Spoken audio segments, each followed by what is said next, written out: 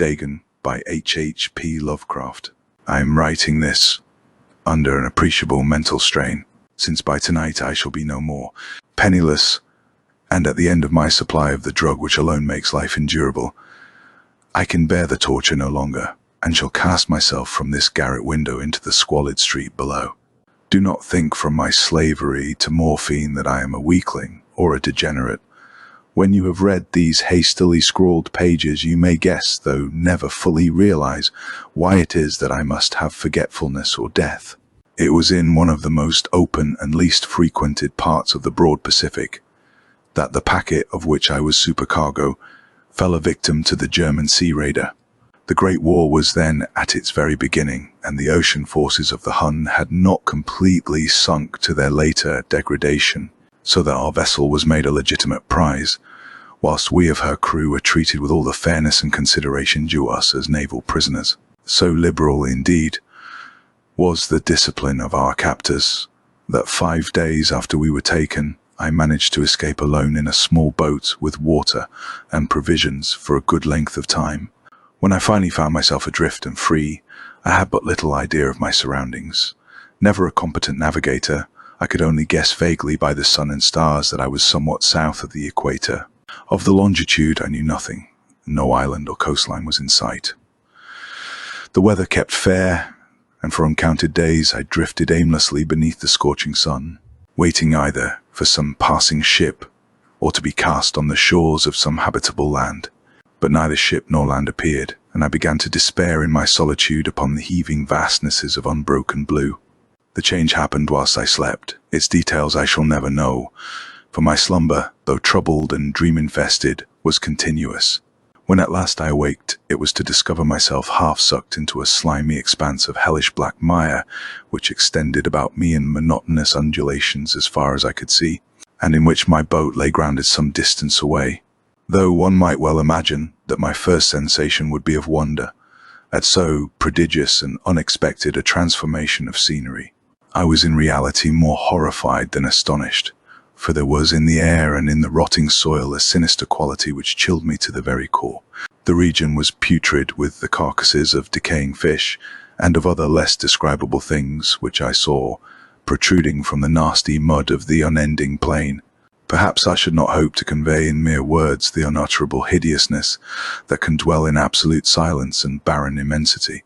There was nothing within hearing, and nothing in sight save a vast reach of black slime, yet the very completeness of the stillness and the homogeneity of the landscape oppressed me with a nauseating fear. The sun was blazing down from a sky which seemed to me almost black in its cloudless cruelty, as though reflecting the inky marsh beneath my feet. As I crawled into the stranded boat, I realized that only one theory could explain my position. Through some unprecedented volcanic upheaval, a portion of the ocean floor must have been thrown to the surface, exposing regions which for innumerable millions of years had lain hidden under unfathomable watery depths. So great was the extent of the new land which had risen beneath me, that I could not detect the faintest noise of the surging ocean, strain my ears as I might. Nor were there any seafowl to prey upon the dead things. For several hours I sat thinking or brooding in the boat, which lay upon its side, and afforded a slight shade as the sun moved across the heavens. As the day progressed, the ground lost some of its stickiness, and seemed likely to dry sufficiently for travelling purposes in a short time. That night I slept but little, and the next day I made for myself a pack containing food and water, preparatory to an overland journey in search of the vanished sea and possible rescue. On the third morning I found the soil dry enough to walk upon with ease. The odour of the fish was maddening, but I was too much concerned with graver things to mind so slight an evil, and set out boldly for an unknown goal. All day I forged steadily westward, guided by a faraway hummock, which rose higher than any other elevation on the rolling desert.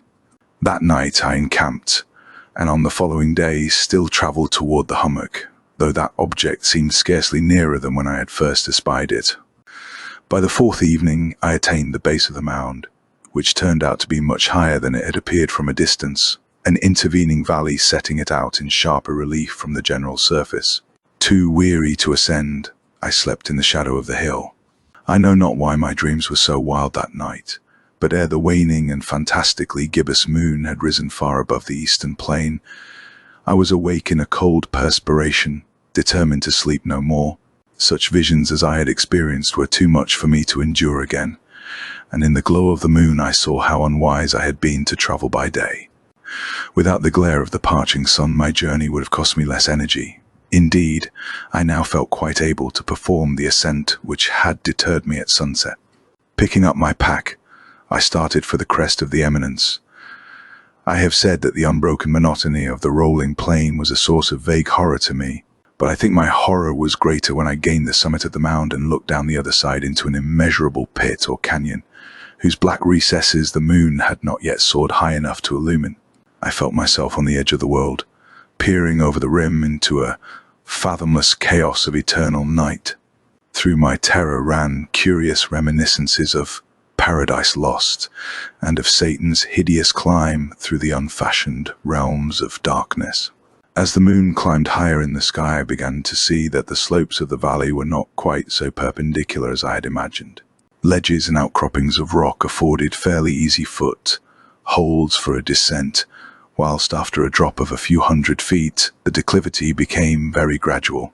Urged on by an impulse which I cannot definitely analyze, I scrambled with difficulty down the rocks and stood on the gentler slope beneath, gazing into the Stygian deeps where no light had yet penetrated. All at once, my attention was captured by a vast and singular object on the opposite slope, which rose steeply about 100 yards ahead of me. An object that gleamed whitely in the newly bestowed rays of the ascending moon. That it was merely a gigantic piece of stone, I soon assured myself. But I was conscious of a distinct impression that its contour and position were not altogether the work of nature. A closer scrutiny filled me with sensations I cannot express, for despite its enormous magnitude and its position in an abyss which had yawned at the bottom of the sea since the world was young, I perceived beyond a doubt that the strange object was a well-shaped monolith whose massive bulk had known the workmanship, and perhaps the worship of living and thinking creatures. Dazed and frightened, yet not without a certain thrill of the scientist's or archaeologist's delight, I examined my surroundings more closely. The moon, now near the zenith, shone weirdly and vividly above the towering steeps that hemmed in the chasm, and revealed the fact that a far-flung body of water flowed at the bottom, winding out of sight in both directions, and almost lapping my feet as I stood on the slope. Across the chasm, the wavelets washed the base of the Cyclopean monolith, on whose surface I could now trace both inscriptions and crude sculptures. The writing was in a system of hieroglyphics unknown to me, and unlike anything I had ever seen in books, consisting for the most part of conventionalized aquatic symbols such as fishes, eels, octopi, crustaceans, mollusks, whales, and the like. Several characters obviously represented marine things which are unknown to the modern world, but whose decomposing forms I had observed on the ocean-risen plain. It was the pictorial carving, however, that did most to hold me spellbound, plainly visible across the intervening water on account of their enormous size, were an array of bas-reliefs whose subjects would have excited the envy of a Dore. I think that these things were supposed to depict men, at least a certain sort of men, though the creatures were shewn disporting like fishes in the waters of some marine grotto, or paying homage at some monolithic shrine which appeared to be under waves as well. Of their faces and forms I dare not speak in detail, for the mere remembrance makes me grow faint. Grotesque beyond the imagination of a Poe or a Bulwer, they were damnably human in general outline despite webbed hands and feet, shockingly wide and flabby lips, glassy, bulging eyes, and other features less pleasant to recall. Curiously enough, they seemed to have been chiseled badly out of proportion with their scenic background, for one of the creatures was shewn in the act of killing a whale represented as but little larger than himself.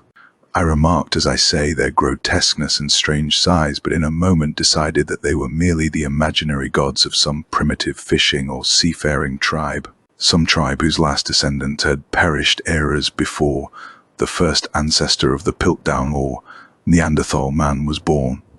awestruck at this unexpected glimpse into a past beyond the conception of the most daring anthropologist. I stood musing whilst the moon cast queer reflections on the silent channel before me. Then suddenly I saw it. With only a slight churning to mark its rise to the surface, the thing slid into view above the dark waters. Vast, Polyphemus-like, and loathsome, it darted like a stupendous monster of nightmares to the monolith about which it flung its gigantic scaly arms, the while it bowed its hideous head and gave vent to certain measured sounds. I think I went mad then, of my frantic ascent of the slope and cliff, and of my delirious journey back to the stranded boat. I remember little. I believe I sang a great deal, and laughed oddly when I was unable to sing. I have indistinct recollections of a great storm some time after I reached the boat. At any rate, I know that I heard peals of thunder and other tones which nature utters only in her wildest moods. When I came out of the shadows, I was in a San Francisco hospital, brought thither by the captain of the American ship which had picked up my boat in mid-ocean. In my delirium I had said much, but found that my words had been given scant attention. Of any land upheaval in the Pacific, my rescuers knew nothing, nor did I deem it necessary to insist upon a thing which I knew they could not believe. Once I sought out a celebrated ethnologist and amused him with peculiar questions regarding the ancient Philistine legend of Dagon, the fish god. But soon perceiving that he was hopelessly conventional, I did not press my inquiries. It is at night, especially when the moon is gibbous and waning, that I see the thing. I tried morphine, but the drug has given only transient surcease and has drawn me into its clutches as a hopeless slave. So now I am to end it all, having written a full account for the information or the contemptuous amusement of my fellow men. Often I ask myself if it could not all have been a pure phantasm, a mere freak of fever, as I lay sun-stricken and raving in the open boat after my escape from the German man-of-war. This I ask myself, but ever does there come before me a hideously vivid vision in reply. I cannot think of the deep sea without shuddering at the nameless things that may at this very moment be crawling and floundering on its slimy bed, worshipping their ancient stone idols and carving their own detestable likenesses on submarine obelisks of water-soaked granite. I dream of a day when they may rise above the billows to drag down in their reeking talons the remnants of puny, war-exhausted mankind, of a day when the land shall sink and the dark ocean floor shall ascend amidst universal pandemonium. The end is near. I hear a noise at the door, as of some immense slippery body lumbering against it. It shall not find me. Oh God, the hand! The window! The window! Read by Sir Charles Hindle Jones.